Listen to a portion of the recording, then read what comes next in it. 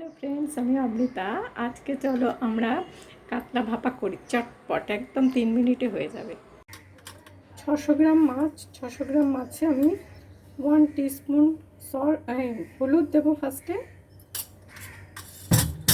আর 1 teaspoon salt. এটা মাখিয়ে খানিকক্ষণ রেখে দেব। এই যে নুন হলুদটা মাখিয়ে এইভাবে আমি আধ ঘন্টা রেখে দেবো। আচ্ছা, এই মাছের জন্য দেখো, এখন এখানে আমি 2.5 স্পুন পোস্ত নিয়েছি আর 3 টিস্পুন সর্ষে নিয়েছি, এগুলো, আর 4টে কাঁচা লঙ্কা আর 4 কোয়া রসুন এর মধ্যে একসাথে দিচ্ছি। দেখো পেস্টটা সুন্দর হয়ে গেছে, স্মুথ হয়ে গেছে। এবার আমি এর মধ্যে 1/2 টিস্পুন সল্ট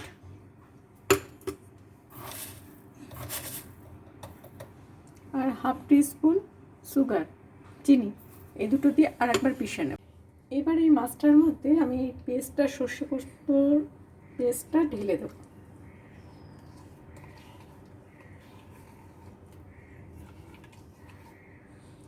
এটাকে ভালো করে মাখিয়ে দেবো মাছগুলোতে।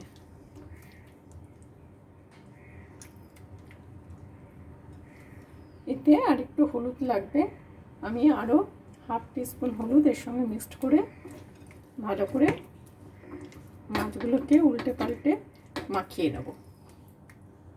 এটা ভালো করে মাখা হয়ে গেছে। এবার আমি সর্ষের তেল, কাঁচা সর্ষের তেল এর উপরে দিয়ে দেব।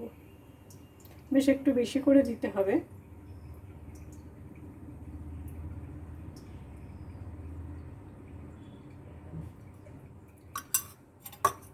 4 টিস্পুন সর্ষের তেল আমি এখানে দিয়ে দিলাম।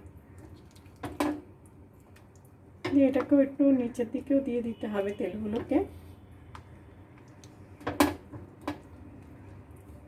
এবার এর উপর থেকে একটু কাঁচা লঙ্কা দিয়ে দিচ্ছি। আমি 5টা কাঁচা লঙ্কা দিচ্ছি, আর আগে 4টে কাঁচা লঙ্কা এখানে বেটেছিলাম।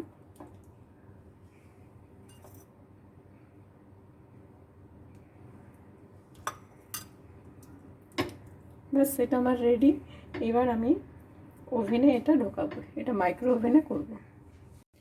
চলো তাহলে এটাকে এবার মাইক্রো ওভেনে ঢোকাই। এটা মাইক্রোওয়েভ প্লাস কনভেকশনে আমি 130 ডিগ্রিতে 3 মিনিটের জন্য দিচ্ছি।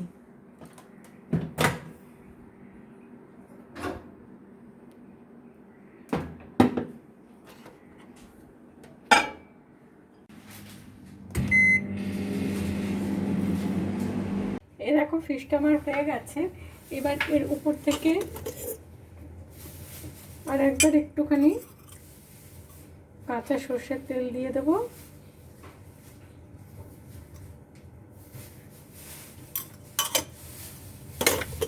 আর দেবো ধনেপাতা কুচি।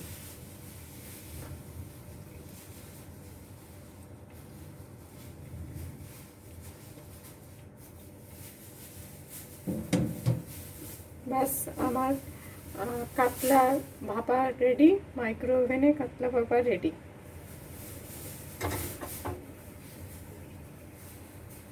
তাহলে তোমরা এইভাবে করো, খেও, আর সবাই খুব ভালো থেকো।